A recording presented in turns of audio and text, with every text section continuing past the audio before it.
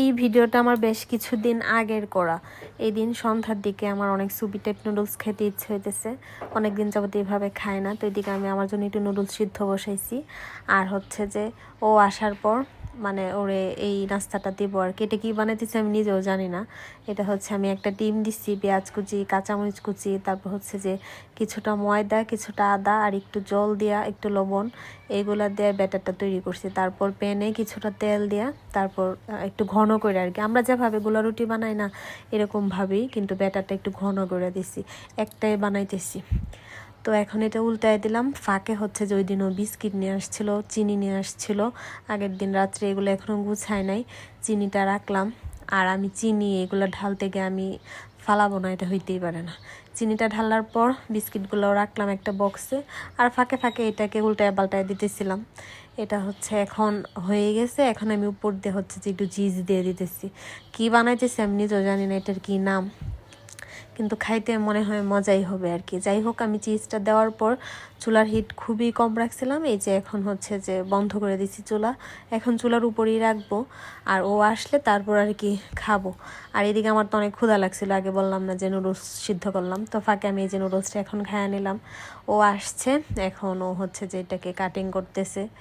তারপর হচ্ছে যে এখন উপর দিয়ে সস দিয়ে এরকমভাবে আবার সাজাইতেছে।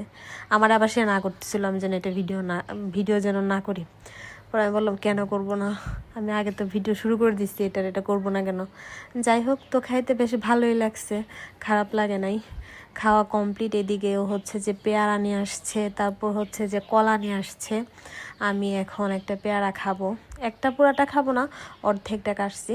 ও খাবে না, না করলেও যদি খাইতো তাহলে পুরোটাই কাটতাম। আমি একটু পেয়ারা খাইলাম, তারপর এই যে পেয়ারা কলা এগুলো গুছায় রাখলাম। আর ওর জন্য এখন একটু গ্রিন টি করতেছি। গ্রিন টি খাওয়া এখন তার অভ্যাস হয়ে গেছে, আগে খাইতে পারতো না, কিন্তু এখন অভ্যাস হয়ে গেছে। তো এই তো বেশ অনেকগুলো বাসন জমছে। আর হচ্ছে যে ওর টিফিন ক্যারিয়ারটা এগুলো এখন ধুয়ে দিব। তো এগুলো ধোয়ার পর এই যে এখন আমি রাইস কুকারে খিচুড়ি বসায় দিচ্ছি। অনেক দিন যাবত আমরা খিচুড়ি খাই না। আর এদিকে খিচুড়ির সাথে খাওয়ার জন্য আলু ভাজি করতেছি, আর হচ্ছে যে কাঁকরুল ভাজা করতেছি। ফ্রিজে হচ্ছে যে কাঁকরুল ছিল, আর ওই তো আমরা তো 2-3 দিনের মধ্যে বাড়িতে যাব, ফ্রিজ খালি করার মিশনও চলতেছে, সবজি টবজি যা আছে। আর হচ্ছে ডিম ভেজে তারপর তরকারি রান্না করব, মানে অমলেট কারি আর কি যেটাকে বলে। এদিকে আমি ডিম ভাজতেছি, পাশাপাশি হচ্ছে যে ওইদিকে কড়াইয়ে রান্নাটাও শুরু করে দিছি। সম্ভারে হচ্ছে যে জিরা, তেজপাতা, পেঁয়াজ কুচি দিছি। তারপরে একটা মশলা পেস্ট করে রাখছিলাম ব্লেন্ডারে, পেঁয়াজ, রসুন, আদা, কাঁচামরিচ আর গুঁড়া মশলা দিছি। দেওয়ার পর মশলাটা কষানোর পর এই যে ডিমগুলা দিয়ে দিছি।